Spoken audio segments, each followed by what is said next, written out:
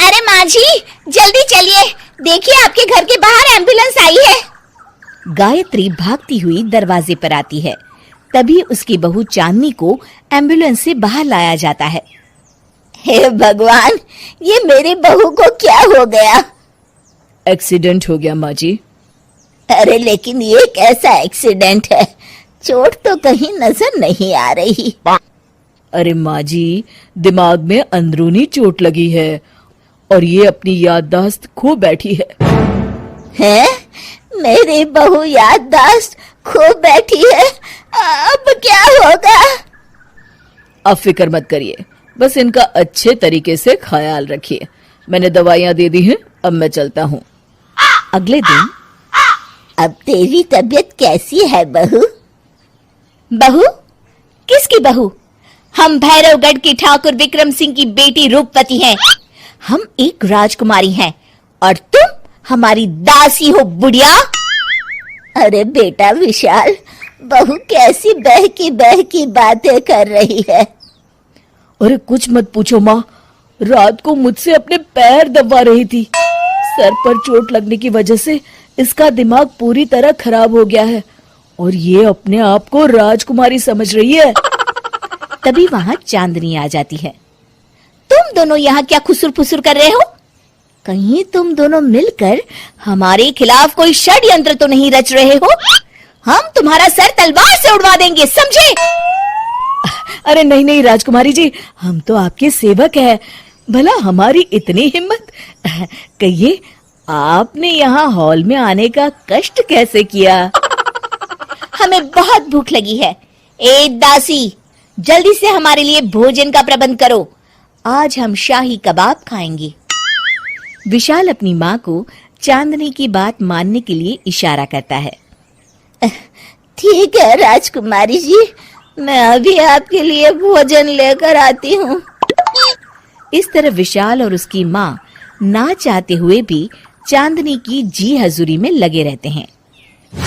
लाओ माँ, जल्दी से मेरा टिफिन दो, मुझे देर हो रही है। अरे ठहर जा, जरा दम तो लेने दे मुझे। सारे घर का काम मुझे अकेली को करना पड़ता है। तेरी बीवी तो राजकुमारी बनी बैठी है, सारा दिन हुक्म चलाती रहती है। अरे माँ, मेरा भी तो यही हाल है। फिलहाल तुम मेरा टिफिन दे दो, मैं चला। रुको, कहाँ जा रहे हो? अरे मर गया रे, ये कहाँ से आ धमकी? आज हमारा जुहू चौपाटी घूमने का मूड है और हमें अपने लिए नई साड़ियां भी खरीदनी है। चलो जल्दी से अपना वाहन निकालो और हमें ले चलो। अरे अब तो मैं गया काम से। अगर आज मैं वक्त पे ऑफिस नहीं पहुंचा तो मेरा बॉस मुझे नौकरी से निकाल देगा। मरता क्या न करता। आखिरकार विशाल चांदनी को घुमाने ले जाता है और चांदनी अपने लिए ढेर सारी शॉपिंग भी करती है। ए दासी, टीवी पर कपिल शर्मा के आने का समय हो गया है, जल्दी से टीवी शुरू करो। अरे वाह, कपिल शर्मा तुझे याद है, बाकी कुछ याद नहीं। बहू तू तो बड़ी चालू लगती है, अपने फायदे की हर चीज तुझे याद रहती है। मैं तो तेरी इस अजीब बीमारी से परेशान हो गई हूँ। अगले दिन। अरे डॉक्टर साहब, आप इतने दिन से मेरी बहू का इलाज कर रहे हैं, लेकिन उसकी बीमारी तो सुधरने के बजाय और बढ़ती जा रही है। अरे माँ जी, ये दिमागी बीमारी है। बेचारी की याददाश्त चली गई है, वापस आने में थोड़ा वक्त तो लगेगा ही ना। गायत्री डॉक्टर से बात कर ही रही होती है कि तभी उसकी पुरानी सहेली शीला वहां आ जाती है। शीला को देख अचानक डॉक्टर घबरा जाते हैं।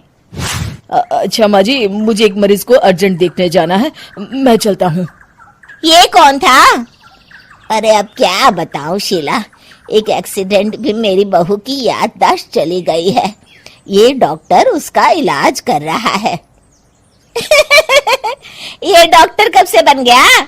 अरे ये तो चमन पान वाले का लड़का है, सारा दिन नौटंकी करता रहता है। अच्छा तो ये बात है, अब मैं समझी।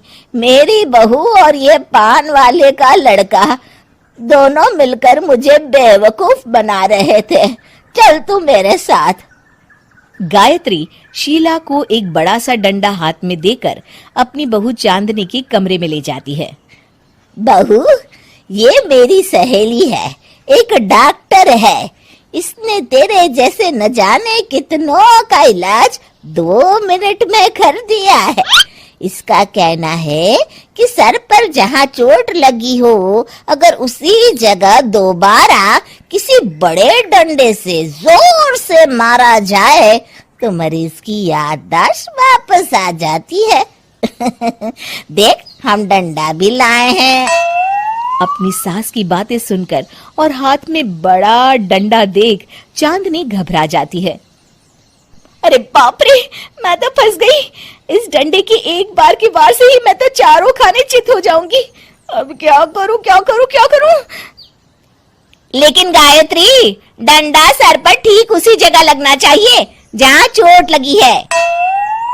अरे तू चिंता मत कर, 2-4 बार मारूंगी तो एक बार तो सही जगह लग ही जाएगा ना। चल बहू, तैयार हो जा। अरे नहीं नहीं माँ जी, मुझे मत मारिए। दरअसल घर के काम करने से बचने के लिए मैंने ये सब नाटक किया था। मुझे माफ कर दीजिए, मैं कान पकड़ती हूँ। दोबारा ऐसी गलती कभी नहीं करूंगी।